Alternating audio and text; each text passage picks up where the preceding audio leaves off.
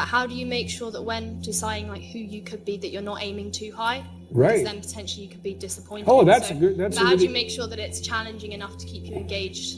Yeah, that's a really good question. Yeah. Well, that's something you encounter practically in a clinical setting all the time.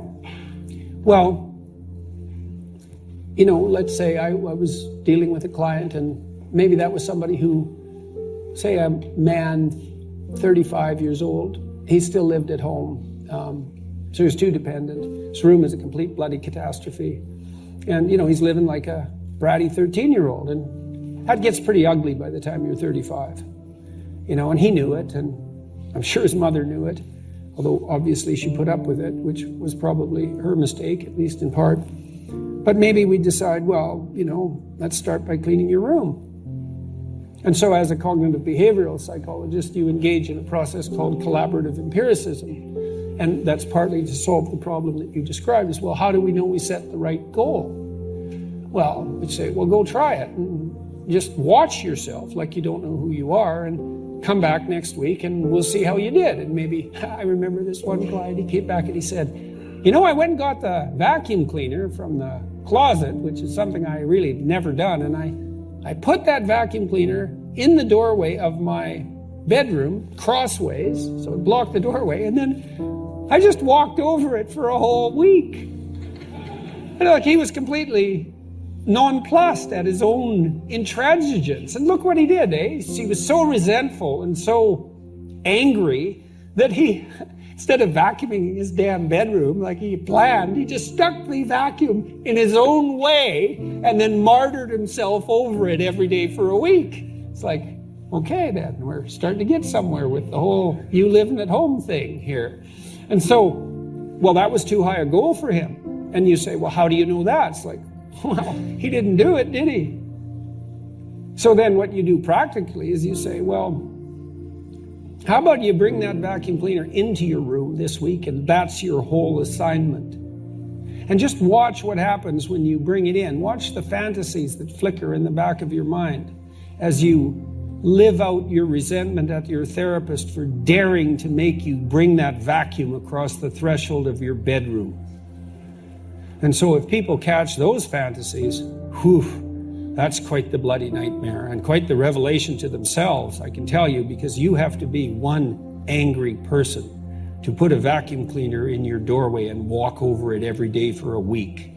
And so then we'd get somewhere. It's like, okay, now we're getting to the bottom of things, you know, but maybe the next week he'd come back, well, with the fantasies at hand and rather shocked as a consequence, but the vacuum cleaner was then in his room. And so he broke the threshold there, you know, and then maybe all he could do was sort out a drawer or half a drawer, something like that. So what you do is, you know, you pick a target that you think is probably reasonable, and you can negotiate that with yourself. And what I would do often practically with my clients is I would say, well, your life is not going very well, and that's why you're here. I mean, that wasn't a pronouncement on my part. And I would ask them, you know, what problems they were suffering from, what they were suffering from.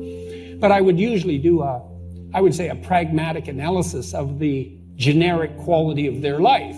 And it's not that hard to do. You can do this for yourself. It's part of this self-authoring program that I have online. Well, I'm miserable and I'm anxious and I'm bitter and I'm angry and I'm stuck in my career and I don't seem to be able to get anywhere, and God damn it, life isn't worth living anyways, and so half the time I'm suicidal. It's like, okay, you know, right? Now we've established the problem domain, right? At least somewhat. And then I would say, well, hypothetically, you'd rather that some of that wasn't the case, right? So because we want to establish a goal, what is it you want? More misery or less misery? And usually by the time people had come to therapy, unless they were mandated to do so, which never works, by the way, they wanted things to be better. That's why they were there. You know, now and then you get someone who was there just to, you know, maybe please someone else, but I could usually get beyond that, because if they were willing to come there was at least a part of them that was hoping that there was such a thing as up.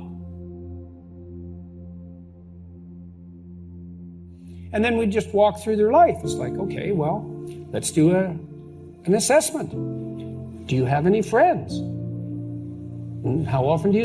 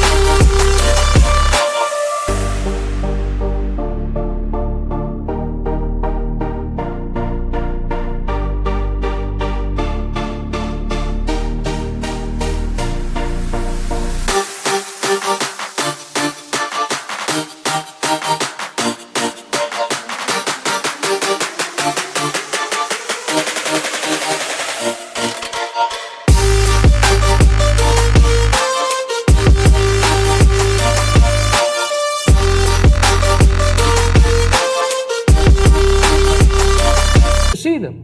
Well, I have 6 friends, but I only see them once every 6 months, one of them every 6 months. Well, that's pretty low on the friendship hierarchy. So I just file that away as a piece of evidence. Do you have an intimate relationship?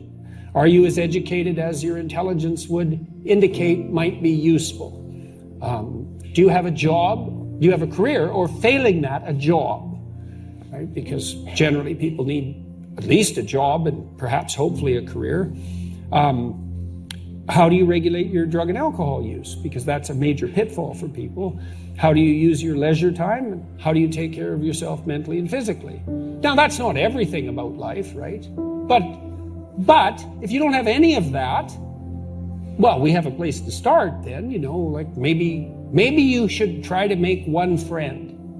And there are ways of doing that. So, for example, one of the things that my wife and I used to do when we moved to a new place, which we did fairly often, was we'd pick some local hangout place, restaurant, bar, something like that, and we just go there every week. And until we started to know at least the proprietors, we'd introduce ourselves and we'd make that.